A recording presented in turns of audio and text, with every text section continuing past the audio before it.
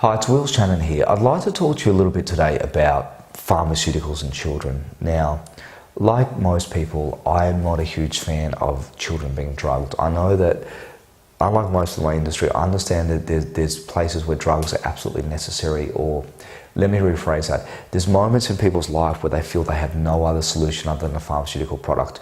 One of the most common things I see, obviously, is antidepressants, where people feel that. Now, I just want you to be aware that if you've got children, how easy it is for them to get addicted to sugar, to salt. Ritalin was the drug of the 90s, ADD, ADHD, have you ever heard of that? Attention deficit disorder, attention deficit hyperactive disorder. And Ritalin is very, very similar to speed. It makes people feel invincible. I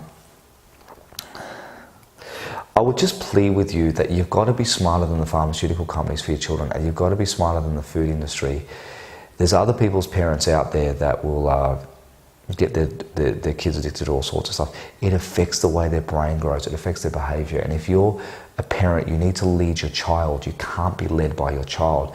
Your child doesn't, their brain is not developed. That's why, other species, they get kicked out of the nest day one, and you're out there, you've got to defend yourself.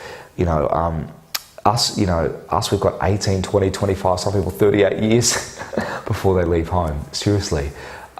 Children, they don't understand MSG. They don't understand why salt tastes so good. They don't understand why sugar. They don't understand that the food industry has put salt, sugar, fat, MSG into a product to make them addictive.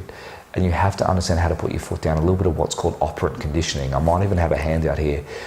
Conditioning with positive and negative reinforcement. There's some famous studies with dolphins and various other animals. So my only point being, I like children's brains developing as well, which is why I love nose cleansers, herbal cream, respiratory, off dairy.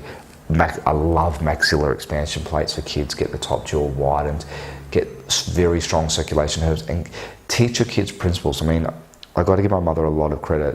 When I was raised, I was raised with principles, and they've served me, some of the strongest times of my life. And if you don't raise your children with principles, television will teach them. Their peers will teach them. People that want to take advantage of them sexually, emotionally, physically,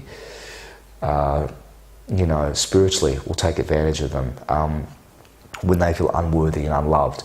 And the other thing is, the human beings learn through modeling. The best thing you have is your example. If you want to influence people, the first person you have to lead is yourself. People, when they look at you, are going to decide they either want what you've got or they don't. And so it's very, very, very important that we get you to the place where you decide that, people are going to want what you have or they don't, and that comes from really practicing